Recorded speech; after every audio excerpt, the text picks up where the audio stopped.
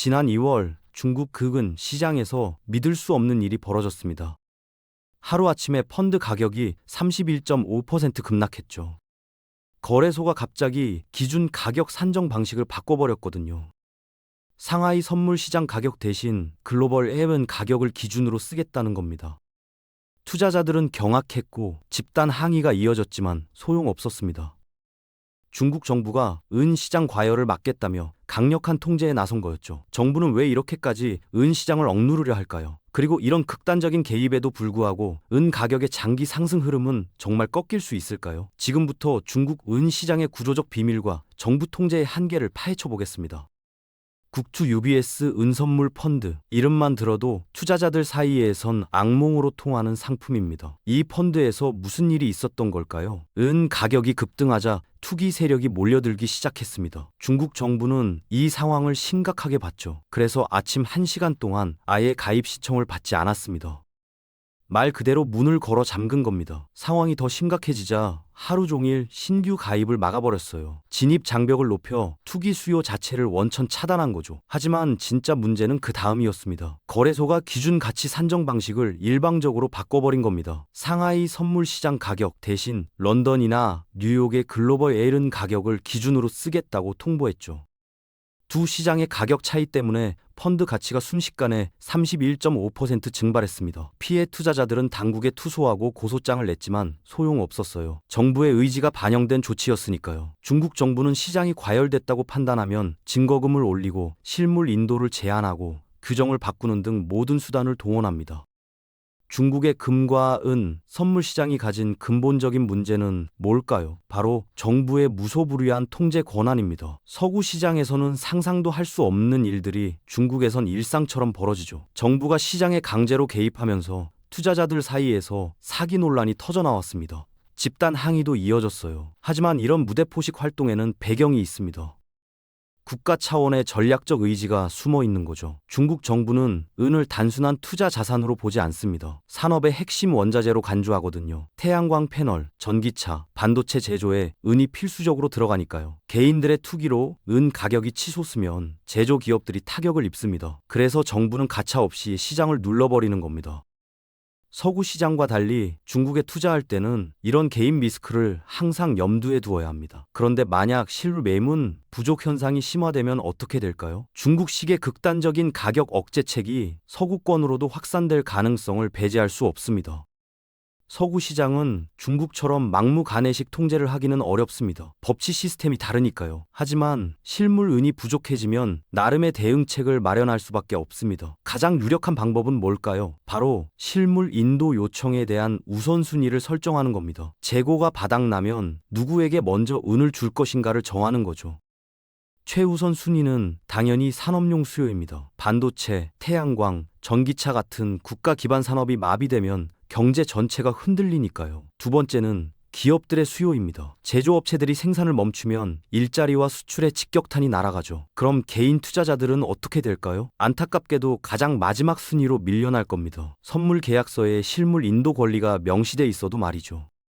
이건 개인의 권리를 제한하더라도 산업 보호를 우선시하겠다는 시스템 전환을 의미합니다. 실제로 이런 일이 벌어진다면 애인 투자자들은 현물을 받지 못하고 현금으로 강제 결제당할 가능성이 큽니다. 계약서가 휴지 조각이 되는 순간이죠.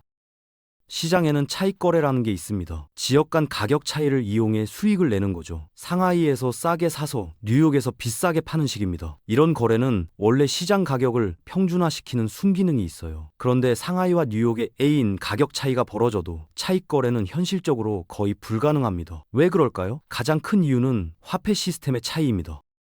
뉴욕 코맥스는 달러로 거래되지만 상하이 시장은 위안화로 거래되거든요. 달러는 세계 어디서나 자유롭게 교환되고 송금됩니다. 하지만 위안화는 다릅니다. 중국 정부가 엄격하게 통제하는 화폐죠. 해외로 빼내거나 들여오는 게 쉽지 않아요. 설령 가격 차이가 크더라도 위안화를 달러로 바꾸고 은을 사서 중국 밖으로 반출하고 다시 뉴욕에서 파는 과정이 현실적으로 막혀 있습니다. 결제 시스템 자체가 분리되어 있는 거죠. 이 때문에 두 거대 시장 사이의 가격 균형이 깨져도 바로잡을 방법이 없습니다. 시장 원리가 작동하지 않는 구조적 장벽이 존재하는 겁니다. 중국은 상하이 선물거래소와 상하이 금거래소라는 서로 다른 시스템의 거래소를 운영합니다. 이름은 비슷해 보이지만 작동 방식이 완전히 다르죠. 뉴욕 선물시장처럼 만비가 존재하는 방식은 상하이 선물거래소에서 사용합니다. 3개월, 6개월 후에 계약이 만료되고 결제가 이루어지는 구조예요. 주로 기관이나 산업체들이 해지 목적으로 활용하죠. 반면 상하이 금거래소는 독특합니다. LN 선물에 만기가 없어요. 대신 매일 결제를 연기하는 연기 결제라는 방식을 씁니다. 오늘 사서 내일 팔 수도 있고 계속 보유할 수도 있죠. 이 시장은 개인 투자자들과 레버리지를 쓰는 투기꾼들이 주로 이용합니다. 진입 장벽이 낮고 거래가 유연하니까요. 문제는 이런 시스템 차이 때문에 서구권의 표준적인 선물 거래 방식과 중국 시장이 동조화되기 어렵다는 겁니다. 같은 은을 거래하지만 완전히 다른 게임 규칙으로 움직이는 셈이죠. 투자자들이 혼란스러워하는 이유가 바로 여기에 있습니다. 하나의 상품, 두 개의 시장, 전혀 다른 메커니즘입니다. 중국 정부는 자본 통제를 통해 시장 외부로의 자금 유출입을 엄격히 관리합니다. 특히 애은 시장에서는 더 강력하죠. 개인 투자자에게는 실물문 인도를 원천적으로 금지했습니다. 선물 계약을 체결해도 현물을 받을 수 없어요. 오직 현금 결제만 가능합니다. 왜 이렇게까지 할까요? 차익 거래의 기회를 완전히 차단하기 위해서입니다. 만약 개인이 상하이에서 은을 사서 해외로 반출할 수 있다면 가격 차이를 이용한 수익이 가능하겠죠. 하지만 정부는 그 길을 원천 봉쇄했습니다. 뉴욕이나 런던의 선물시장 시스템과 상하이 시스템은 제도적으로 완전히 분리되도록 설계된 겁니다. 흥미로운 건 정부가 금시장보다 은시장을 더 강력하게 다룬다는 점입니다. 이유가 뭘까요? 은이 금보다 가격이 훨씬 낮아서 개인 투기가 더 쉽게 발생하기 때문입니다. 몇 천만 원이면 상당량을 살 수 있으니까요. 개인들의 투기로 M 가격이 급등하면 태양광 패널이나 전기차를 만드는 제조 기업들이 피해를 입습니다. 정부 입장에서는 절대 용납할 수 없는 상황인 거죠. 은 가격이 폭락할 때 사람들은 보통 거시 경제 뉴스를 찾습니다. 미국 금리 인상, 달러 강세, 경기 침체 같은 거요. 하지만 진짜 이유는 따로 있습니다. 바로 증거금 인상이나 진입 장벽 같은 구조적 요인이죠. 지난 2월의 급락 사례를 보면 명확합니다. 경제 흐름보다는 거래소의 인위적인 증거금 조치가 결정적 역할을 했어요. 거시 경제 뉴스는 단지 거래소가 움직이기 위한 트리거일 뿐입니다. 그 자체로 가격을 결정짓는 무게감은 낮아요. 거래소가 기습적으로 증거금을 올리면 무슨 일이 벌어질까요? 프로그램 매매 시스템이 추세 이탈로 판단합니다. 그리고 즉시 투매를 시작하죠. 초단타 매매 프로그램들은 전후 사정을 고려하지 않습니다. 기계적으로 매도 물량을 쏟아내며 급락을 가속화시켜요. 30대 개인 투자자 이 씨는 애는 가격이 떨어지자 뉴스를 뒤져봤지만 특별한 악재를 찾을 수 없었습니다. 알고 보니 거래소의 증거금 인상이 원인이었죠. 시장을 움직이는 건 뉴스가 아니라 시스템이었던 겁니다. 현대금은 시장 거래의 70에서 80%는 사람이 아닌 프로그램이 합니다. 기관들의 자동 매매 시스템이죠. 가격이 일정 수준 이하로 떨어지면 어떤 일이 벌어질까요? 마진콜이 발동됩니다. 레버리지를 쓴 투자자들이 강제로 청산당하는 거예요. 한 명이 청산되면 가격이 더 떨어지고 그러면 또 다른 투자자가 청산됩니다. 연쇄 반응이 시작되는 거죠.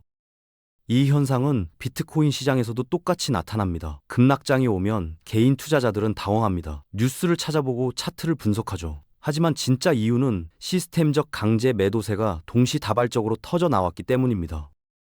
프로그램은 감정이 없습니다. 두려움도 기대감도 없죠. 오직 설정된 알고리즘대로 움직일 뿐입니다. 가격이 특정 선을 깨면 무조건 매도 버튼을 누르는 겁니다. 투자자들이 감당하기 어려운 급락장의 핵심 메커니즘이 바로 이겁니다. 그래서 가격 하락 시 거시적 흐름 분석에만 매몰되면 안 됩니다. 시스템적 매도 가능성을 먼저 파악해야 살아남을 수 있어요. 중국이 은 가격에 이토록 민감한 이유는 뭘까요? 바로 세계 최대 태양광 패널 생산국이기 때문입니다. 산업용 수요가 엄청나죠. 태양광 패널을 만들 때 M은 페이스트를 사용합니다. 패널 표면에 바둑판 모양의 얇은 선을 그려 넣는데 이게 전기를 흐르게 하는 통로예요. 은의 전도성이 뛰어나니까요. 문제는 한번 쓰인 은을 다시 회수하기가 어렵다는 겁니다. 현재까지는 패널에서 은을 뽑아내는 기술의 경제성이 떨어져요. 회수 비용이 새 은을 사는 것보다 비싸니까요. 그래서 사용된 은의 대부분이 그대로 소멸되는 구조입니다. 하지만 은 가격이 계속 오르면 얘기가 달라집니다. 일정 수준 이상 치솟으면 은 회수 기술이 경제성을 갖추게 되죠. 그러면 페페널에서 은을 추출하는 산업이 본격화될 겁니다. 은 투자자들은 이 지점을 주의 깊게 봐야 합니다. 회수 기술의 경제적 임계점이 어디인지, 기술 개발이 얼마나 진척됐는지 말이죠. 이게 미래 은 공급량에 결정적 영향을 미칠 테니까요. 전기차 시장은 연평균 40%의 속도로 폭발적으로 성장하고 있습니다. 이게 은 수요와 무슨 관계일까요? 전기차는 내연기관차와 달리 엄청난 양의 은을 사용합니다. 전기 효율성을 높이기 위해 구리 대신 전도성이 훨씬 우수한 은선을 쓰거든요. 일반 내연기관차 한 대에 들어가는 은의 양과 비교하면 전기차는 약 5배 이상 많습니다. 자율주행 기능이 추가되면 센서와 전장 시스템이 더 늘어나 은 사용량은 더 증가하죠. 그런데 진짜 충격적인 건 따로 있습니다. 바로 전고체 배터리입니다. 미래 전기차의 핵심 기술로 꼽히는 이 배터리가 상용화되면 차량 한 대당 약 10kg의 은이 필요합니다. 지금보다 몇 배는 더 많은 양이죠. 자동차 업계는 이 문제를 심각하게 받아들이고 있습니다. 은 수요를 줄이기 위한 대체 기술 개발에 사활을 걸었어요. 구리 합금이나 다른 전도성 물질로 은을 대체하려는 시도가 활발합니다. 이 기술 개발의 성공 여부가 미래 은 가격의 향방을 결정할 겁니다. 과연 어느 쪽이 이길까요? 중국은 은을 단순한 투자 자산이 아닌 산업의 혈관으로 간주합니다. 평상시엔 드러나지 않던 강력한 통제 수단들이 시장 과열 시 가차 없이 실행되죠. 하지만 변하지 않는 게 있습니다. 바로 실물 재고량입니다. 중국 내 은 재고는 과거 3만 톤에서 최근 1천 톤 미만으로 급감했어요.